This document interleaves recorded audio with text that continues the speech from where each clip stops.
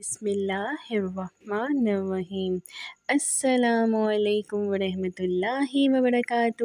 قصص الانبیاء سے حضرت سلیمان علیہ السلام کی ملاقات چیونٹیوں کے بادشاہ کے ساتھ۔ ایک روایت سے معلوم ہوا کہ حضرت سلیمان اپنے شاہی تخت پر بیٹھے ہوا پر جا رہے تھے جو تخت جنہوں نے بنایا تھا۔ حضرت سلیمان علیہ السلام کے واسطے اور ان کے 1000 سرکاری ملازمین بھی ان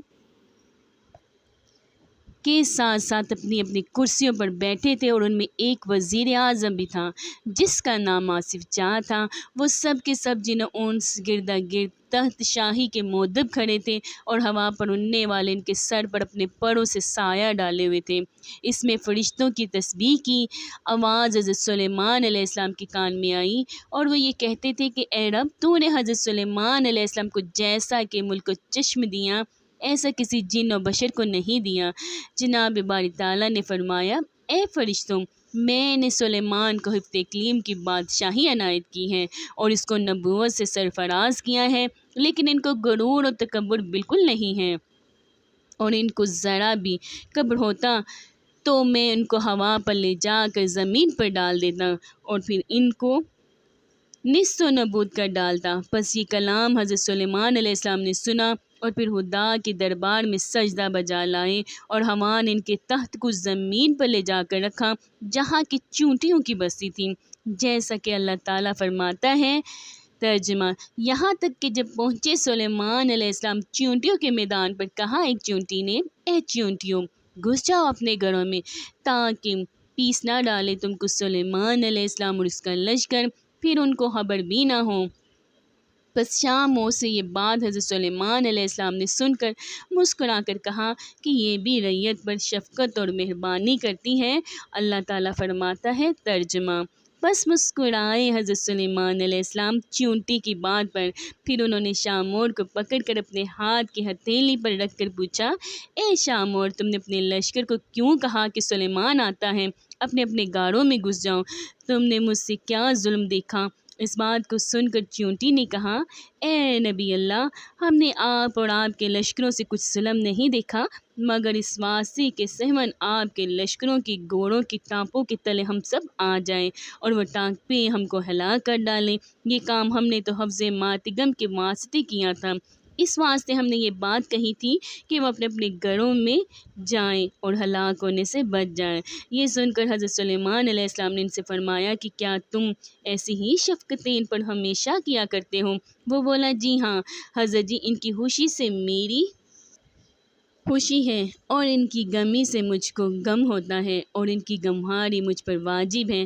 اللہ نے اسی واسطے مجھ کو ان پر بادشاہ بنایا ہے۔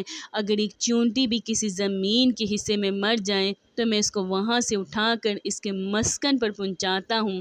حضرت سلیمان علیہ السلام نے اس سے پوچھا، مجھے یہ بتاؤ کہ تمہارے ساتھ ہر وقت کتنی چونٹیاں رہتی ہیں؟ کہا اس نے کہ ہمارے ساتھ تقریباً 40,000 چونٹیاں رہتی ہیں۔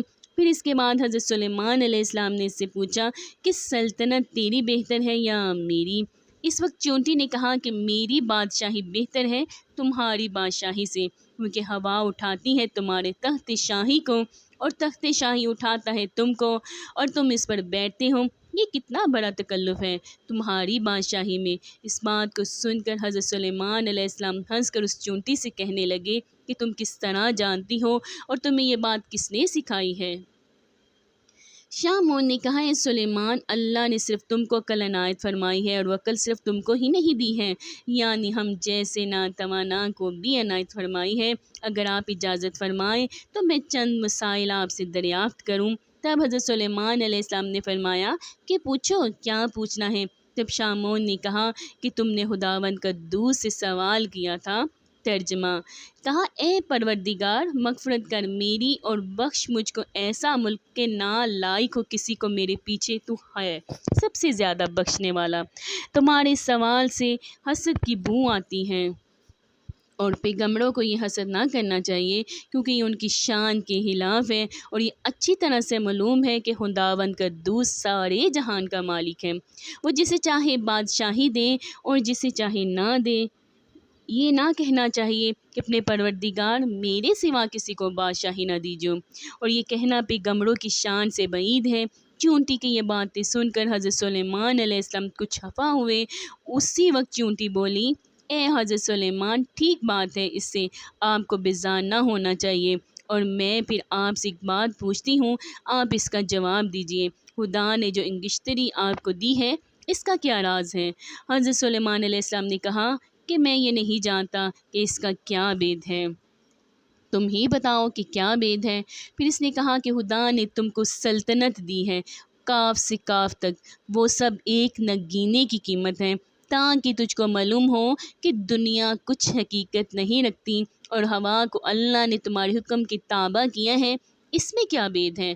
آپ کو اس کا بید معلوم ہے؟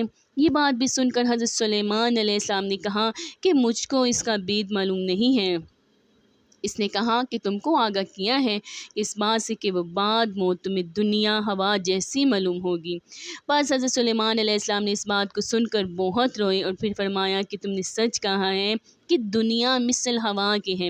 پھر چیونٹی نے کہا کہ کیا تم جانتے ہو کہ سلیمان کے کیا معنی ہیں؟ پھر حضرت سلیمان علیہ السلام نے کہا کہ میں اس کے معنی بھی نہیں جانتا۔ وہ چیونٹی بولی، اس کے معنی یہ ہے کہ تو دنیا کی زندگی میں اپنا دل مت لگا، ہر ساتھ موت کے قریب ہے۔ حضرت سلیمان علیہ السلام نے چیونٹی سے کہا، تو بڑی دانا و عقل مند ہے، مجھ کو کچھ نصیحت کر اور مجھے نیکوکار بنا۔ چیونٹی نے کہا کہ تم کو اللہ نے نبوت عطا کی ہے اور جہاں کی بادشاہت بھی دی ہے کہ تم رعیتوں کی نگہبانی کرو اور اپنے عدل و انصاف سے رعیت کو شاد رکھو، اور ظالم سے مظلوم کی داد دلوا۔ اور میں تو بیچاری سعیگا و مسکین ہوں، اپنی رعیتوں کی ہر روز خبر لیتی ہوں اور ان کا بارہ اٹھاتی ہوں کہ کوئی بھی کسی پر ظلم نہ کر سکے۔ پس حضرت سلیمان علیہ السلام نے بادشاہ مور سے یہ بات سن کر وہاں سے مراجعت کرنا چاہی۔ شاہ مور نے کہا، اے حضرت سلیمان، بغیر کچھ کھائے ہوئے آپ کو یہاں سے تشریف لے جانا بے مناسب ہے، اور جو کچھ اللہ نے ہم کو روزی دی ہے اس میں سے آپ کچھ تناول فرما کر جائیں۔ یہ سن کر حضرت سلیمان علیہ السلام نے کہا، بہت اچھا۔ تب شاموں نے جا کر ایک ران ٹڈی کی حضرت سلیمان علیہ السلام کے واسطے لا کر رکھ دی۔ یہ دیکھ کر حضرت سلیمان علیہ السلام ہنس کر بولے کہ اے شامور، مجھ کو میرے لشکر سمیت ایک ران ٹڈی کی کیا ہوگی؟ اس نے کہا، حضرت، اس کی ایک ران کو آپ کم نہ سمجھیے، اللہ کی قدرت دیکھیے، اس میں بہت برکت ہے۔ ایک روایت سے معلوم ہوتا ہے کہ حضرت سلیمان ماں اپنے لشکر کے ایک ران کو کھا کر آسودہ ہو گئے، اور پھر بھی اس میں سے کچھ باقی رہیں۔